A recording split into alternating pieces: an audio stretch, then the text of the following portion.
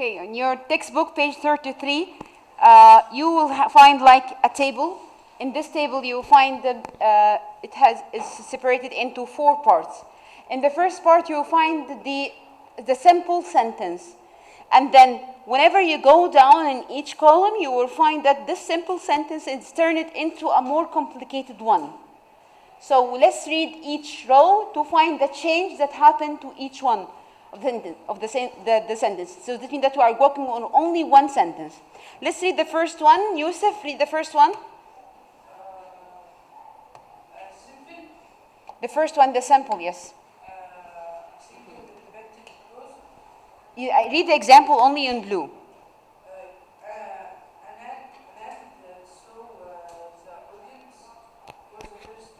Yes, Anan saw the audience for the first time. I have one subject, I have one verb, and I have one predicate, and they give me a complete thought. That's why this is the simple sentence. Okay, let's go to the second one. The second one, we am.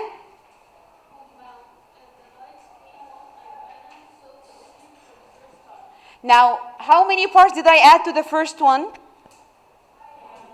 Yes, I added another part. And how did I connect both of them? Yes, I use a coordinating conjunction and a comma. This is the complete thought, and this is another complete thought.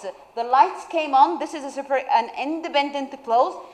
And then to saw the audience for the first time, this is another independent clause, so I connect them together with a comma and the coordinating conjunction. One of the ways of connecting them. So at the end, I get what? A compound sentence. Okay. The third one, Mu'min. When the lights came on, Anan saw the audience for the first time. Yes. What the change happened here with the third one? Yes, when I used when instead of what. I added to the independent clause here. I add when to it. So here I changed the independent into a dependent one. So the first part is a dependent when the lights came on, and then Anan saw the audience for the first time. This is another independent one. When I connect them together, I get what? A complex sentence, yes. Why is it complex here? Because I started with a subordinating. This means when I add a subordinating conjunction to the independent clause, I turn it into, again, when I add a subordinating conjunction to the independent clause, I turn it into a dependent one. Why did I put a comma here? Yes, that's right, because I'm starting with the dependent clause. When I start with the dependent clause, I have to separate it with a comma from the independent one. If I switch, I started with the independent and I end with the dependent. Should I put a comma? No, I shouldn't. No need, because I have started with the strongest part.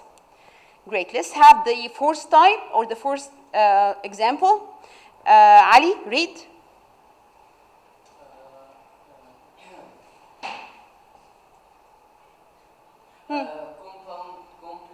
The example only. When the lights came on, and so. And it's a name. And so the audience. Ali, it's a name. And so a name of someone. And so the audience for the first time, and he waved to his parents who were sitting in the front row. Okay. Now, here we have a compound complex. How many parts do we have in this compound complex sentence? 3 parts. Who said 4? Who said 4? We am. Who said 4 again? Iman, Judy, Hassan. Okay, number 1. When the lights came on. Number 2. Anan saw the audience for the first time. Number 3. He waved for his parents. Number 4. Who were sitting in the front now? So here we have 4 parts. 4 parts. Are all of them the same type? No, of course. We have a mixture here. The first one, when the lights came on, this is a dependent one. Anan saw the audience for the first time. Independent one. And he waved to his parents. This is another independent one. Who were sitting in the front row? Dependent one. Now, in the last one, how did I connect the last one to the rest of the sentence? Did I use comma only? Yes, I have who. Yes, don't forget. We have who. What is who? It's a relative. Yes, another type for connecting the dependent with independent in the complex sentence. The relative pronoun. Remember, we can use subordinating conjunction or relative pronoun to form a complex sentence. We are going to study it in details. It seems, yes, it seems clear that you need to study it in details. Now, let's have this practice. You'll find it below the table. Oops, sorry. Yes. He needs you to label each of these sentences from the immigrant contribution, whether it's a simple, compound, complex, or compound, complex sentence. You read them, and then let's write in front of each one what type of sentence is that. Who wanna start? Let me check. Let me choose. Yes, let's have Ioanna. Yes, read it. Number one is, of course.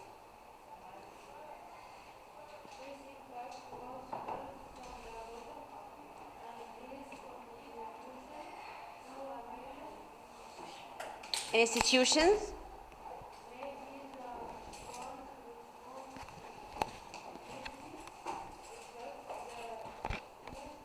The lives of Americans. Okay.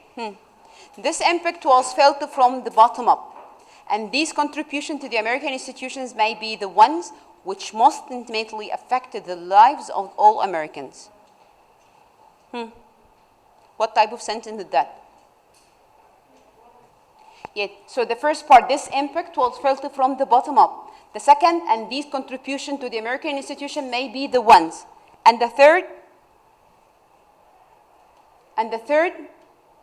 which most, yes, intimately affected the lives of the American. Now I have three parts.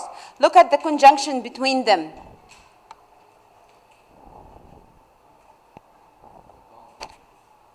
Yes, Ahmed. In the first one, it's a compound because I have and between the third, the second and the third, yes, complex because I have which here. So what type of sentence is that? Yeah, that's right. It's a compound, complex. Thank you.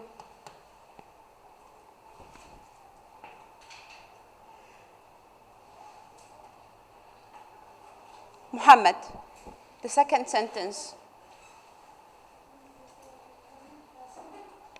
Read it. Immigration. The human resources, yes. Immigration provided the human resources. Simple, that's right. Simple. I have one subject, immigration. I have one verb, provided, one predicate, all this. So it's a simple sentence. Muhammad. Equality in America has never meant literal equality of condition or ethnicity. There will always be inequalities in character and ability in any society. Compound, complex. Show me the parts. Where are the parts of this sentence? Character, ability in any society. Where the first part? Equality. Ah, yes. Equality in America has never meant literal equality, right? Should I keep underlining? Of condition or capacity. Should I keep underlining? This is the first part. Where is the second part?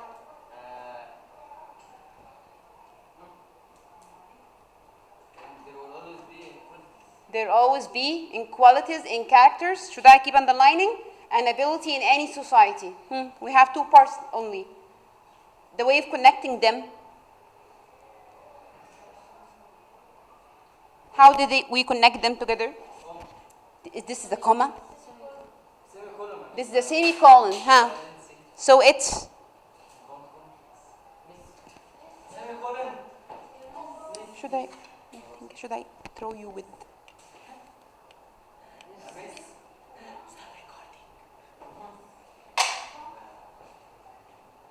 Abdurrahman?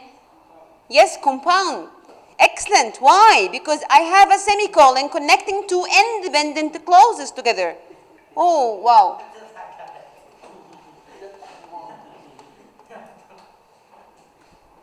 Number 4, Ammar.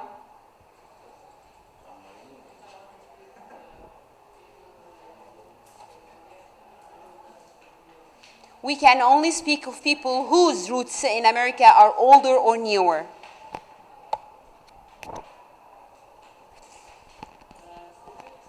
Okay, show me the parts first.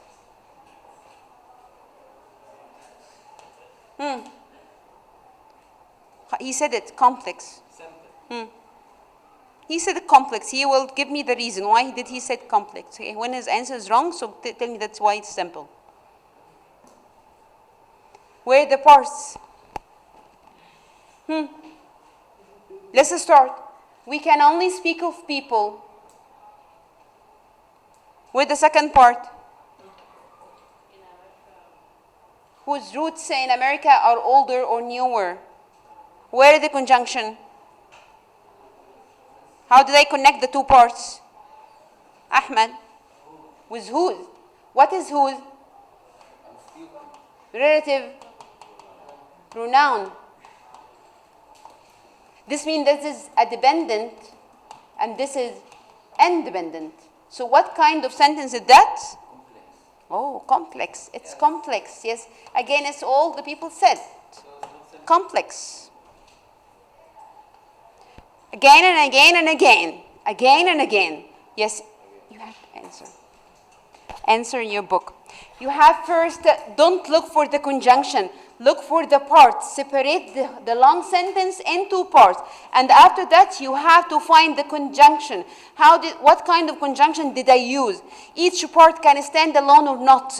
If this can stand alone, all the parts that can stand alone, this means this is the compound sentence. Have only one part and can stand alone, this is a simple sentence. One can stand and the other cannot stand, this is a complex sentence. Some can stand and some cannot stand, this is a compound complex sentence. Okay, your grammar copybook, please. Your grammar copybook.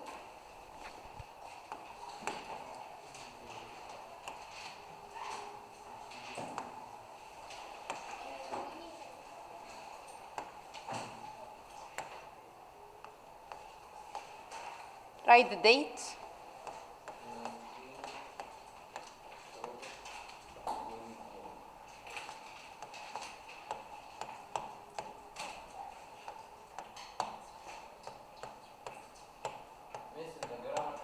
In the grammar copybook, yes. Okay, write the title, the date and the title, and don't write anything else. Just write the title and the date and don't write anything else. And just, yes, try to read silently the different group of words that I'm going to write. No, don't write. Just write the title and the date. Chocolate rather than lollies.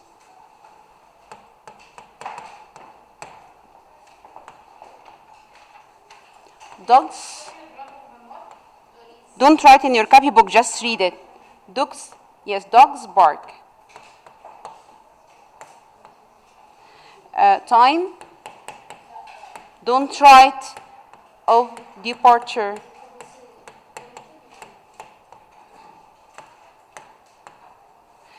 The one.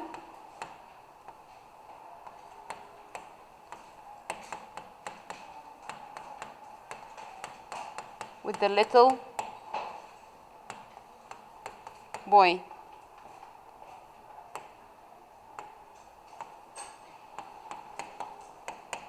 He is quiet. Sitting over there.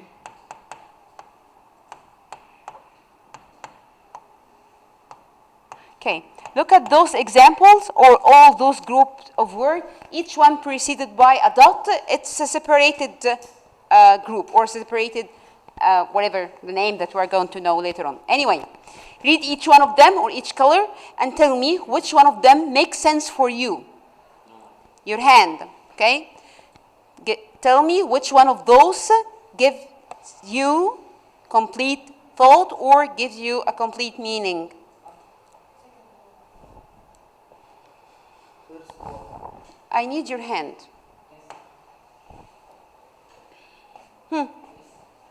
Adam, are you here?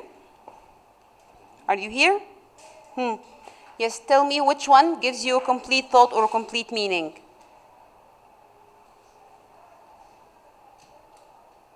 Hassan. He is quiet, that's right. This is the complete thought. Why this is the complete, give you a complete thought? It gives you It has a subject, it has a verb, and we will call all this a predicate. He is quiet, enough for me. I don't need any more thing. Judy. Dogs bark, okay, that's right. Why? I have a subject and a verb, which is, this is a subject and this is a verb, and give me a complete thought. What about the others? Sitting over there, who? I'm missing the subject here.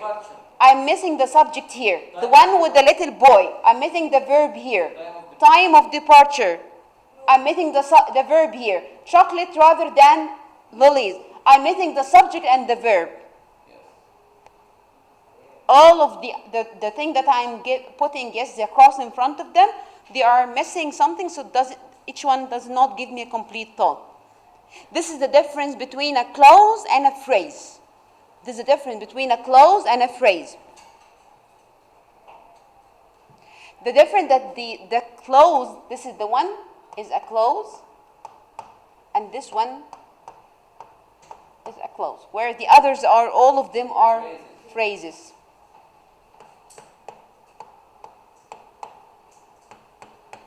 This is a phrase.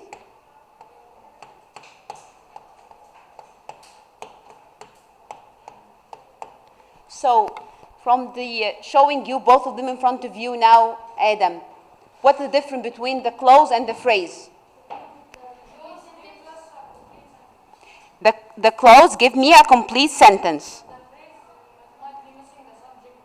Yes, it might be excellent. Might be missing a subject or a verb, or both of them maybe sometimes. This is something. So the clause give me also a complete thought or complete meaning, while the phrase does not give me a complete thought at all. It's all the time, it is cut off a whole part. It needs, yes, other parts to complete its meaning. Okay, now starting from this point, start writing in your copybook. Yes. The subheading is the phrase. What is the phrase?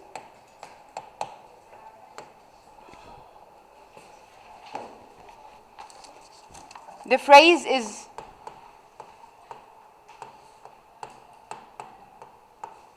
a group of words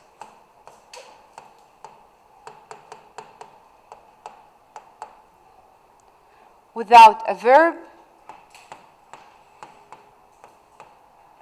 or a noun.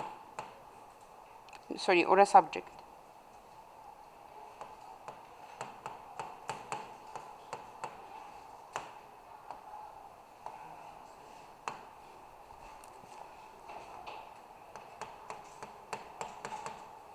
It is used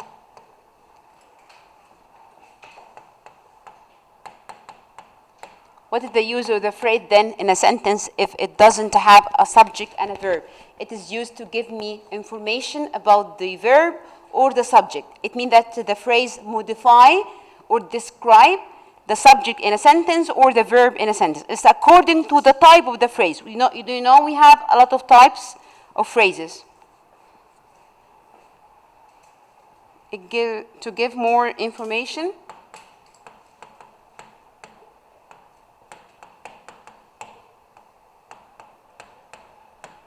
about nouns and verbs.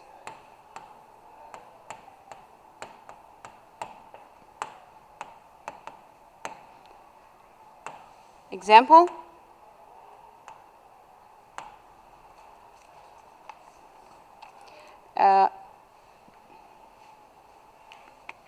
sitting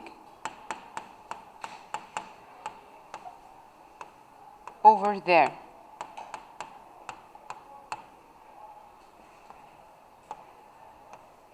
On the table.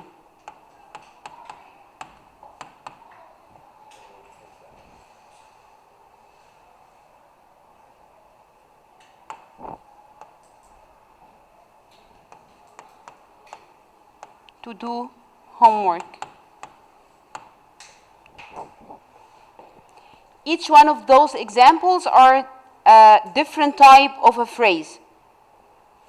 Are you writing?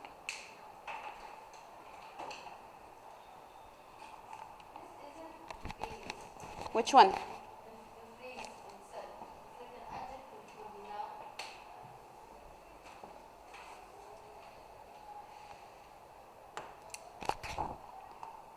Then what's the meaning of a clause? It's also a group of words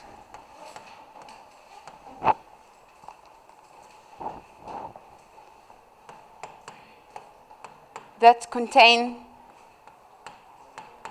this time, does it contain or it doesn't contain a subject and a verb? Yes, that contains a subject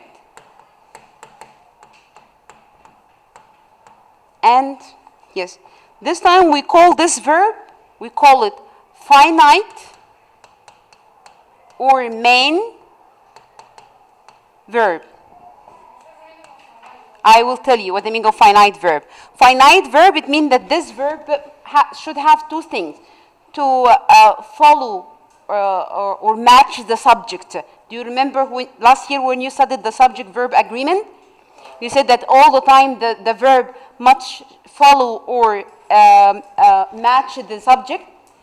It means when the subject is singular, so the verb should be singular. If the subject is plural, the verb must be plural. Have you studied this or not? Can I say they goes to school? No, I can't. But I can say they go to school, right? Can I say he go to school in the present? I can't because he is singular and go is plural. So I should say he goes to school. So the verb should match the subject and also whether it is singular or plural, and also it should follow the correct tense. If it's in the past, in the present, or in the future. So that's why we call finite verb or main verb. This is the clause.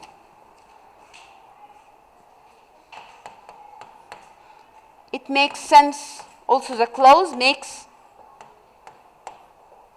sense by itself. It doesn't need anything to support it. What do we call a main clause? I can call the main clause. What can I call it? Any main clause?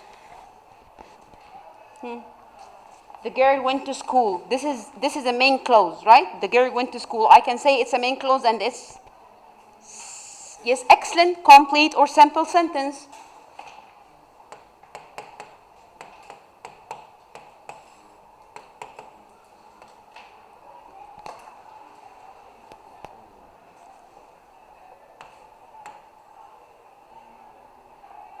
Yes, the example.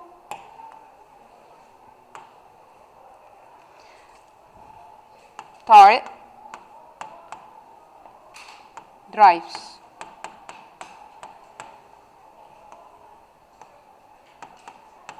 Dogs bark.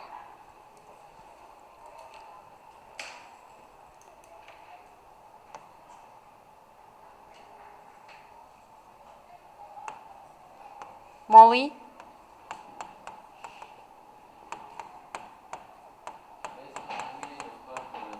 practiced, I will tell you. Practiced piano. Who said what's the meaning of? Yes, I'm missing the E maybe. Okay, thank you. Tariq drives. Drives.